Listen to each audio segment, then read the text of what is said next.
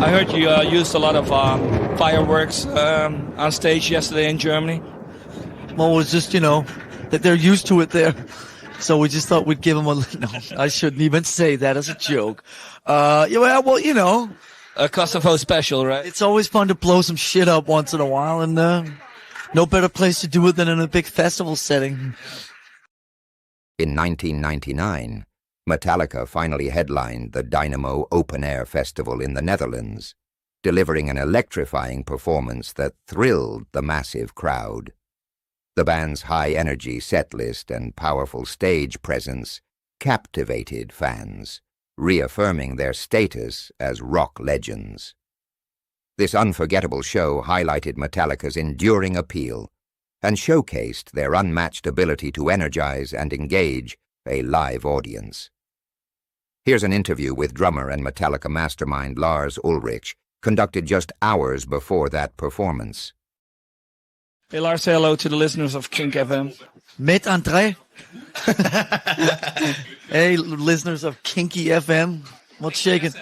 Yeah, SM, Kinky SM. What's shaking out there? And where are we in Zwijnhaven today? Yeah. Ja, ze noemen het hier Zwijnhaven vanwege de stank. Well, Lars, we're rumors a lot of years you would play Dynamo Open Air. Well, you finally made it on one of probably the last editions of Dynamo Open Air. Welcome. Well, we haven't played yet, but I think there's a good chance we will play tonight. I think the rumors are almost going to happen. It's going to happen. It looks like it. 20 minutes. Oh, they're going to play for 20 minutes or in 20 minutes? Both.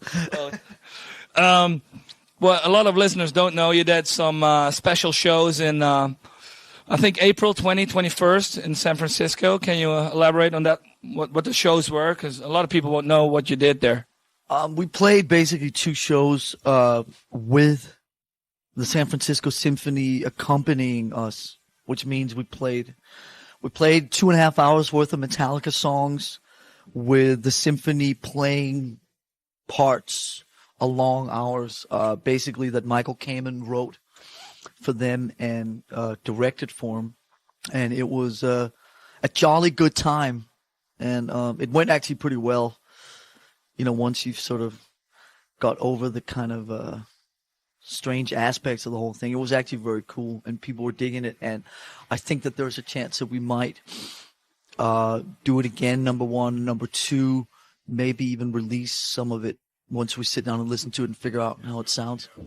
So you might end up with a live record of Metallica with the symphonic orchestra in the back. Maybe. I don't know. We have it on film. We have it on tape. Well, we have it. We basically went on tour to Mexico the next day, so we haven't really sat down and evaluated it yet. But it felt very good, and the people whose opinions around us, who we trust, because there aren't many, but the few said it went very well. So we'll see. I mean, it's just one of those projects that could turn out to be something, could not. Get ready to dance, everybody. Yeah.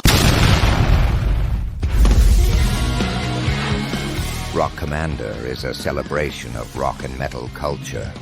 Manage your own rock bands, connect with a passionate community, and experience exclusive collaborations with real bands like American Chaos and Adam and the Metal Hawks.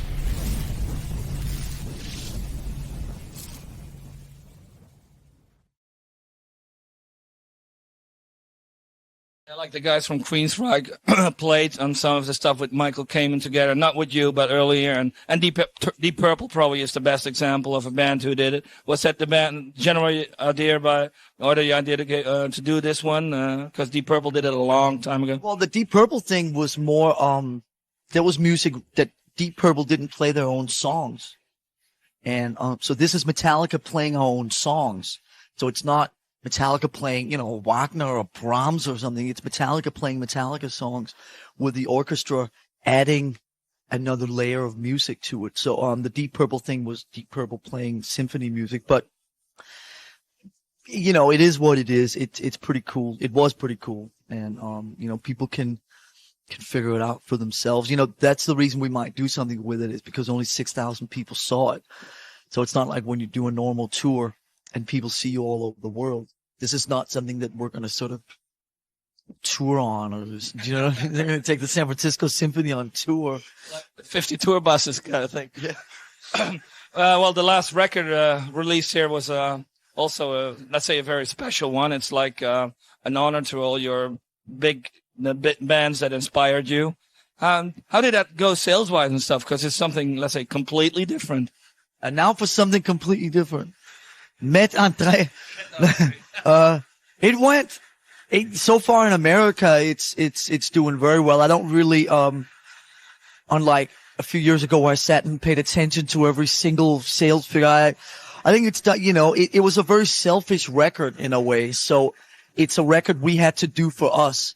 It was a record that we had to do because we had done 3 records in a row that were one thing. And now we had to get back to this for us, for our sanity, for our pleasure.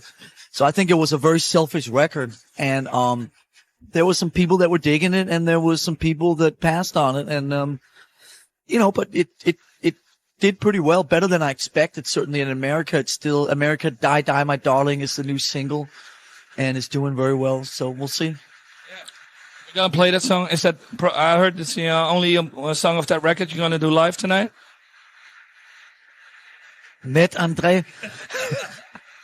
I make it a habit of not discussing the set list before the show. Why? Because it's an alternate set list. You might change it while you play or not. You never know what might happen. Yeah. I heard you used a lot of fireworks on stage yesterday in Germany. Well, it was just, you know, that they're used to it there. So we just thought we'd give them no, I shouldn't even say that as a joke. Yeah, well, you know. A Kosovo special, right? It's always fun to blow some shit up once in a while, and no better place to do it than in a big festival setting. Yeah, we are gonna hear you live on Kink FM later tonight. Anything else you want to add to our listeners? I just want to congratulate all the people in Eindhoven for PSV moving up to the 3rd spot. Right? Yeah, so everybody who's listening live, you know, they can shut off their VCRs because they already know who won.